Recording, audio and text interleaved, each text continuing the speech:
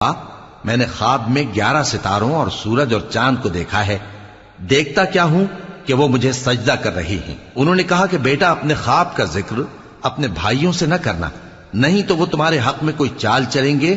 کچھ شک نہیں کہ شیطان انسان کا کھلا دشمن ہے، اور اسی طرح اللہ تمہیں برگزیدہ و ممتاز کرے گا اور خواب کی باتوں کی تعبیر کا علم سکھائے گا، اور جس طرح اس نے اپنی نعمت پہلے تمہارے دادا پر دادا ابراہیم اور اسحاق پر پوری کی تھی، اسی طرح تم پر اور اولاد یعقوب پر پوری کرے گا۔ بے شک تمہارا پروردگار سب کچھ جاننے والا ہے، حکمت والا ہے۔